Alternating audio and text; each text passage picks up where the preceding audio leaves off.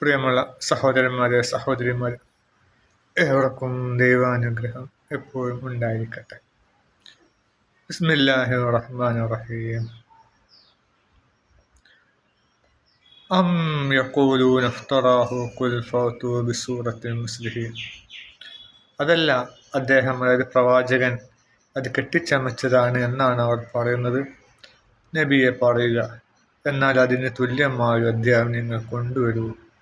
അള്ളാഹുവിന് പുറമെ നിങ്ങൾക്ക് സാധിക്കുന്നവരെയെല്ലാം വിളിച്ചു കൊള്ളുകയും ചെയ്യുക, നിങ്ങൾ സത്യവാന്മാരാണെങ്കിൽ. അപ്പോൾ ഇവർ പറയുന്നത്, തത്വശരികൾ എന്താണ് പറഞ്ഞത്? ഇത് പ്രവാചകൻ കെട്ടിച്ചമച്ചതാണ് എന്നാണ്. പ്രവാചകനാകട്ടെ ഒരൊറ്റ തവണ മാത്രമേ കച്ചവടം ചെയ്യാൻ പോയിട്ടുള്ളൂ. ആദ്യമായിട്ട് ആണ് ഖദീജ ബീവി പ്രവാചകനെ കച്ചവട സംഘത്തിലേക്ക് അയക്കുന്നത്. അതിനു മുമ്പ് ഖദീജ ബീവി ചെറുപ്പത്തിലെത്തോ ഖദീജ ബീവിയുടെ വല്യുപ്പ മൂത്താപ്പേറ്റോ അദ്ദേഹം വലിയ ഒരു പുരോഹിതനായിരുന്നു, ജൂത പുരോഹിതനായിട്ടായിരുന്നു തോന്നുന്നു. അപ്പോൾ ക്രിസ്തീയ പുരോഹിതനായിട്ടാണ് തോന്നുന്നു. അദ്ദേഹത്തിന് പ്രവാചകൻ വരാനുണ്ടെന്നൊക്കെ അറിയാമായിരുന്നു. അതുമാത്രമല്ല,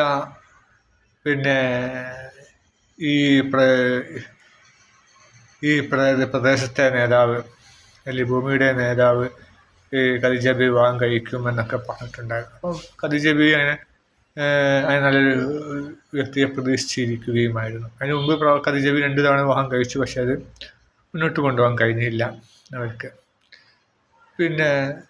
ഈ നല്ല വ്യക്തികൾ, നല്ല സ്ത്രീകളെക്കും അള്ളാഹു സുബ്ഹാനഹു വ തആല നല്ല പുരുഷന്മാർക്കായി അള്ളാഹു കാത്തു വെക്കും. അത് പ്രപഞ്ചത്തിലെ നിയമമാണ്.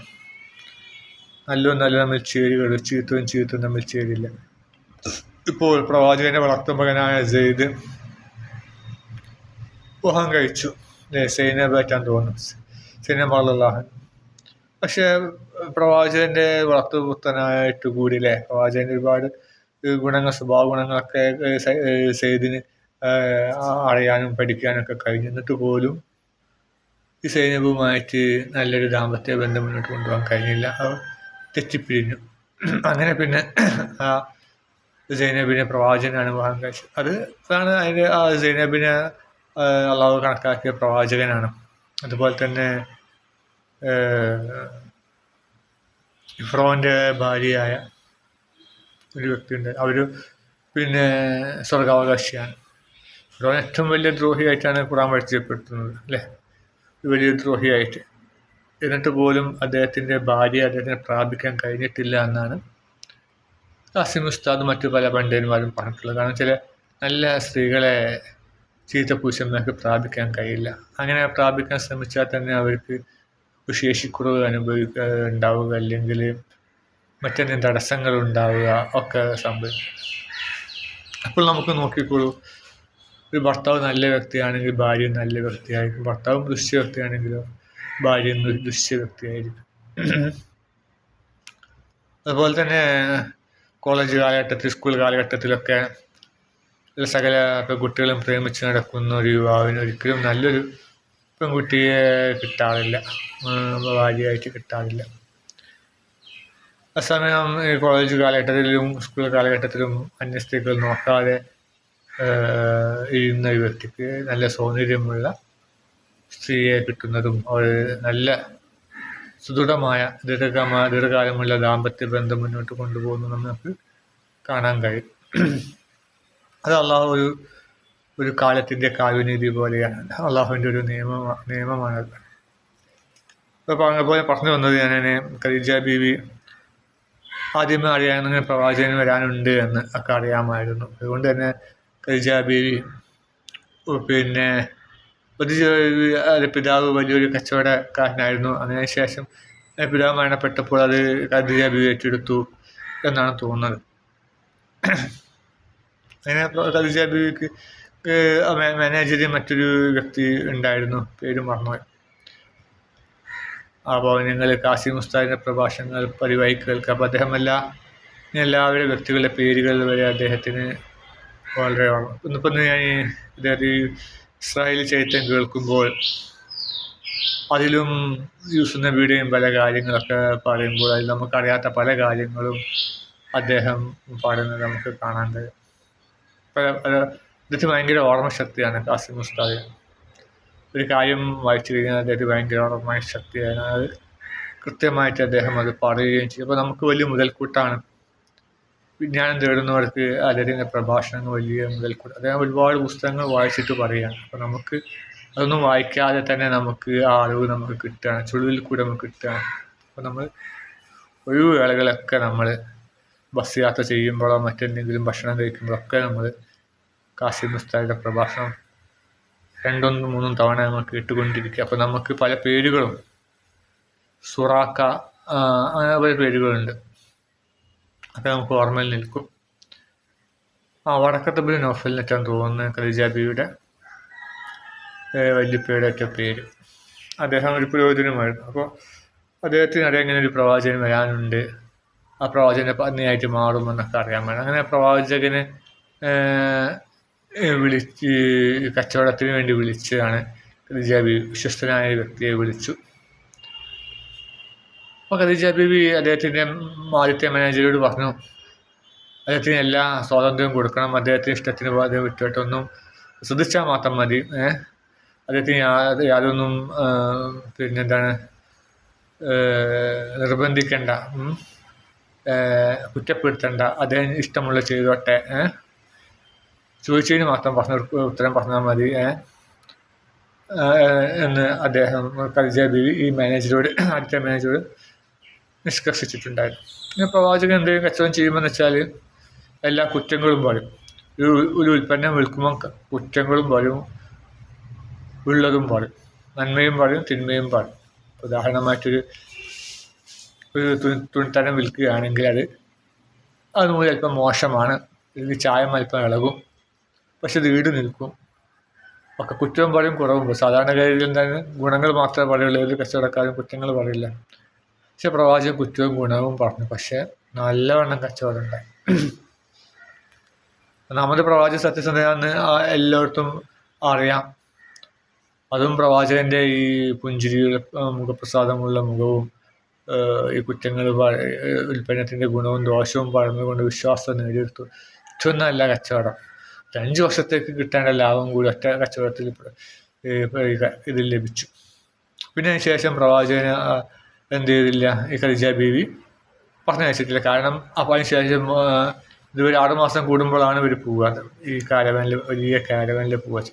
കാരവൻ വെച്ചാൽ നമ്മുടെ നടന്മാർ ഉപയോഗിക്കുന്ന കാരവനെല്ലാം മറിച്ച് ഒട്ടകക്കൂട്ടങ്ങളെയാണ് കാരവൻ എന്ന് പറയുന്നത്. വരിവരിയായുള്ള ഒട്ടകക്കൂട്ടം 100-ഉം 200-ഉം ഒട്ടകങ്ങളുണ്ടാവും, അതിലൊക്കെ ചരക്കുകളും ഉണ്ടാവും.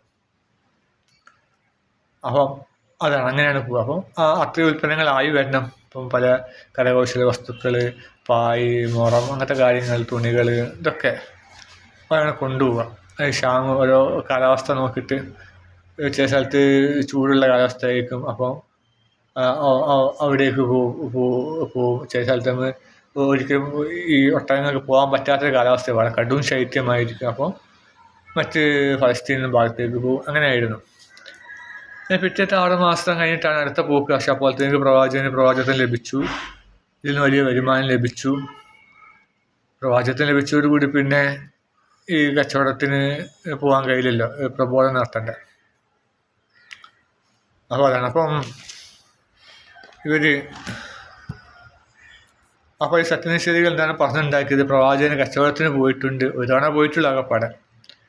അപ്പോൾ അവിടെ നിന്ന് കേട്ട് പഠിച്ചു വന്നതാണ്, എന്നിട്ട് അതിന് കോപ്പി അടിച്ചതാണ്, ബൈബിളും തോറയും കോപ്പി അടിച്ചിട്ട് പറയുകയാണ് എന്ന് ഈ ശപിക്കപ്പെട്ട സത്യനിഷേധികൾ പറഞ്ഞു. ആ പ്രവാചകൻ കെട്ടിച്ചമച്ചതാണെന്ന് അവർ പറഞ്ഞുണ്ടാക്കാൻ ചെയ്യുന്നത്. അപ്പോൾ പ്രവാചകനോട് അവർ അള്ളാഹു പറയാണ്, ഇതുപോലത്തെ ഒരു അധ്യായം കൊണ്ടുവരും. ഇത് 2ാമത്തെ വെല്ലുവിളിയാണ്. ആദ്യത്തെ വെല്ലുവിളി വെച്ചാൽ ഖുർആൻ പോലത്തെ ഒരു ഗ്രന്ഥം കൊണ്ടുവരാനാണ് പറഞ്ഞത്. പിന്നെ 2ാമത് പറഞ്ഞത് ഒരു അധ്യായം കൊണ്ടുവരാൻ. അധ്യായം എന്ന് പറഞ്ഞാൽ പിന്നെ ഒത്തിരിനക്കൽ കോസർ ഫസലി റബ്ബിക്ക് വനാന ഷാനിക്കോ ലബത്തർ, 3 വാചകങ്ങൾ ഉൾക്കൊള്ളുന്ന ഒരു അധ്യായം കൊണ്ടുവന്നാലും മതി. പക്ഷെ അവർക്കത് കൊണ്ടുവരാൻ കഴിഞ്ഞിട്ടില്ല.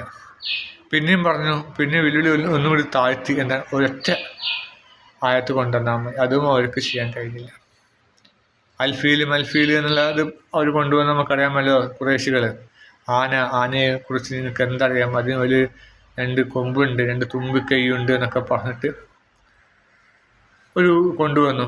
അപ്പം അതിൽ തന്നെ ഖുറൈശി നേതാക്കൾ പറഞ്ഞു, ഇത് നമ്മൾ മുഹമ്മദിനെ കാണിച്ചു കഴിഞ്ഞാൽ എല്ലാം അത് വിലം കൂടി പോകുമെന്ന് പറഞ്ഞിട്ട് അവരത് പൂഴ്ത്തി വെക്കുകയുണ്ടായി.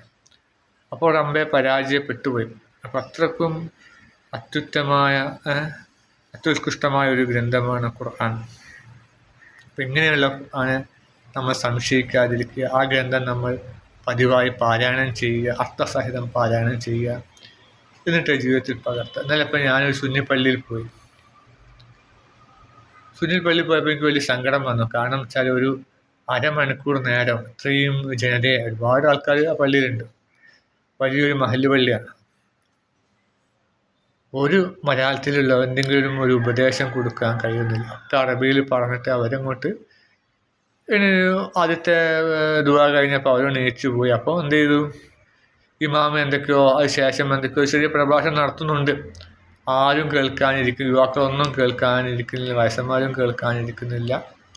അയാളെങ്ങനെയാണ് പ്രസംഗിക്കുക? പക്ഷെ അതേസമയം ഇതിൽ മലയാളത്തിലൊന്നും പറഞ്ഞുകൊണ്ടിരിക്കുന്നത് എത്ര നന്നായിരുന്നു. ഇയാളവിടെ ഇരിക്കുന്ന സമയത്ത്, കിട്ടുന്ന സമയത്ത് നമ്മൾ പ്രബോധന കർമ്മം നിർവഹിക്കണം. നമുക്കറിയാമല്ലോ യൂസുഫ് നബി അല്ലേ, സ്വപ്നത്തിൻ്റെ വ്യാഖ്യാനം ചോദിക്കാൻ വേണ്ടി നിൽക്കുമ്പോൾ ആ സമയത്ത് പോലും പ്രവാചകൻ എന്ത് ചെയ്തിട്ടുണ്ട്, പ്രബോധനം നടത്തണം. കാരണം കിട്ടിയ സമയത്ത് നമ്മൾ പ്രബോധനം നടത്തണം. മനസ്സിലായി? ഉദാഹരണമായിട്ട് നമ്മളിപ്പോൾ ഒരു ഇത് കൊടുക്കുക, പിന്നെ ഒരു സക്കാത്ത് ഒരു അരി വിതരണം നടത്തുകയെന്ന് കൂട്ടുക, ഒരു കിറ്റ്, റംസാൻ കിറ്റ് കൊടുക്കുക.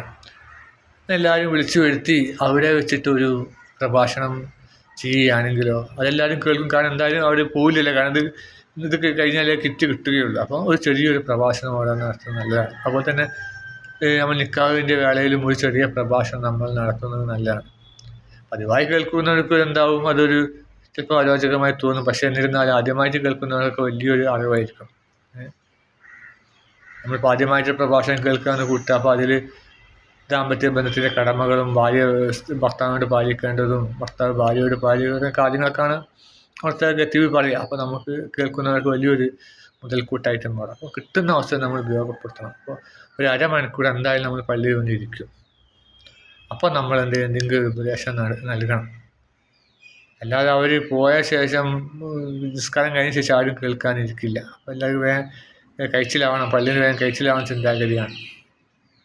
പറഞ്ഞു തരാം, നമ്മൾ ഈ ഖുർആൻ നമ്മൾ അത് പരിഭാഷ അടക്കം വായിക്കുക, എന്നിട്ട് ജീവിതത്തിൽ പകർത്തുക. അങ്ങനെ നല്ല പൗരന്മാരായി ജീവിക്കുക. നല്ല പൗരന്മാരായി കഴിഞ്ഞാൽ നമ്മളെപ്പറ്റി പഠിക്കാൻ ഇതിനെ മനസ്സിൽ തയ്യാറാവും. അങ്ങനെ തയ്യാറാകുമ്പോൾ പിന്നെ അവർ നമ്മൾ പിന്തുടരുന്ന മാർഗം പിന്തുടരാൻ തയ്യാറാവും. അപ്പോൾ നമ്മൾ പിന്തുടരുന്ന മാർഗം ഏതാണെന്ന് ചോദിക്കും. അപ്പോൾ അത് ഇസ്ലാം മതമാണ് മനസ്സിലാവുകയും ഇസ്ലാം മതം സ്വീകരിക്കുകയും ചെയ്യും. അങ്ങനെ ലോകം മുഴുവൻ ഇസ്ലാം മതമായി തീരുകയും ചെയ്യും. അങ്ങനെ ലോകം മുഴുവൻ അള്ളാഹുവിൻ്റെ ദീന് പുലരുന്ന ആ നല്ല നാളേക്ക് വേണ്ടി, ആ നല്ല നാൾ പുലരാൻ അള്ളാഹു നമുക്ക് തൗഫീഖ് നൽകുമാറാകട്ടെ. ആമീൻ.